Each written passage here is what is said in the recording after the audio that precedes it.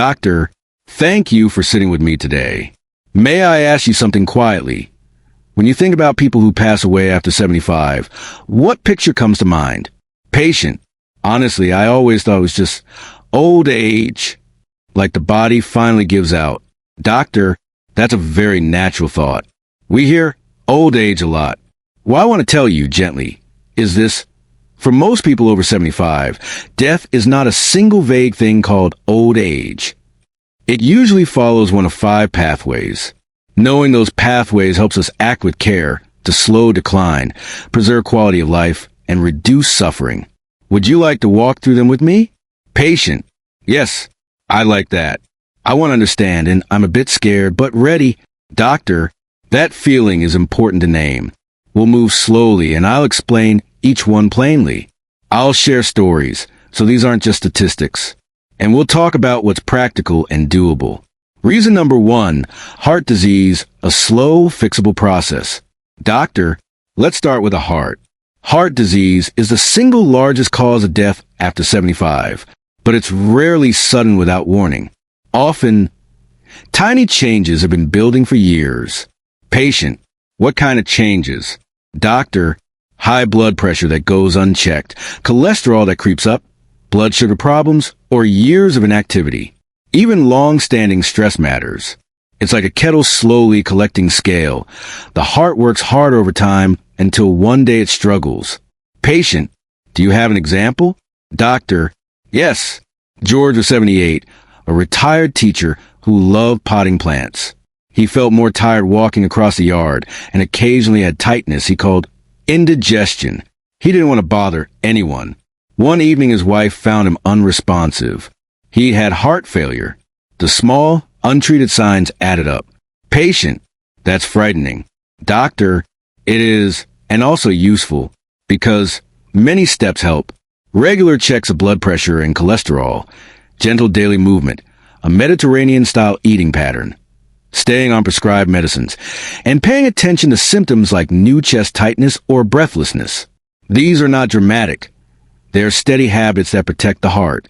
Practical guidance spoken with a patient. Doctor, if it helps, try one small change this week. A 10-minute walk after breakfast 3 times this week.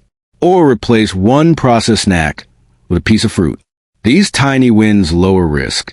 If you're on medications, bring a list to your next visit and ask your clinician to review them with you. Reason number 2, stroke, minutes, and preparedness.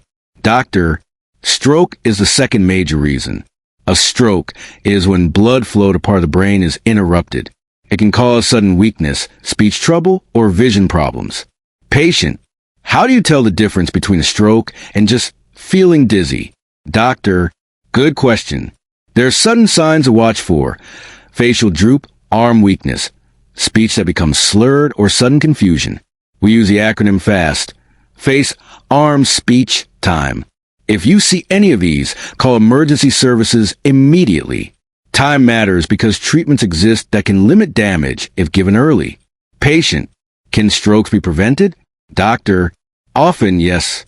Control blood pressure. It's the biggest factor.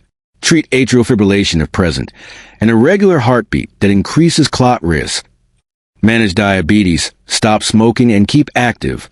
Also, encourage family members to act quickly if they notice symptoms. Story and reflection. Doctor, Margaret, 82, loved reading aloud to grandkids. One morning her daughter noticed slurred words and a drooped smile. They called an ambulance.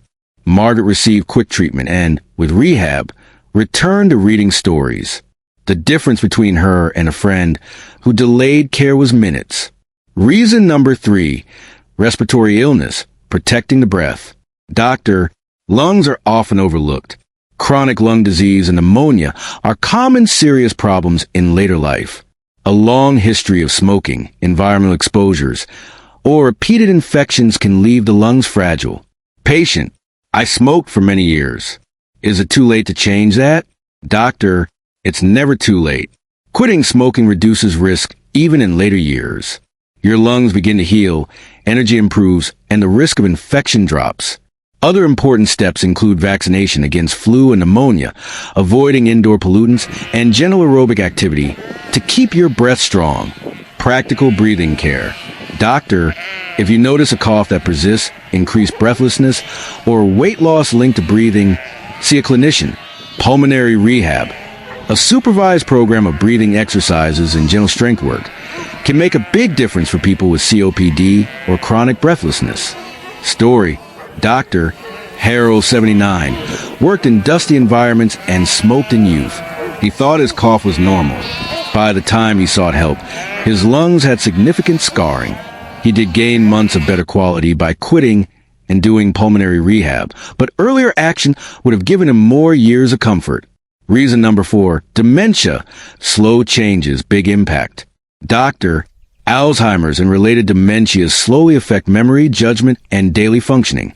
They don't always appear as immediate cause of death, but the decline that follows, difficulty swallowing, infections, and mobility can be fatal.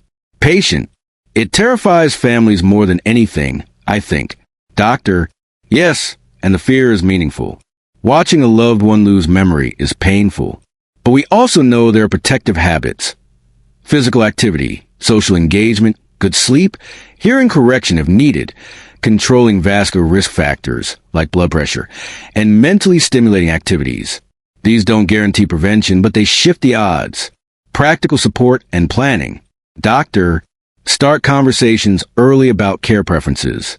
Make legal plans and advance directives while communication is easy. Create safe routines at home and get caregiver support. Support groups, respite care, and home health services make real differences for families.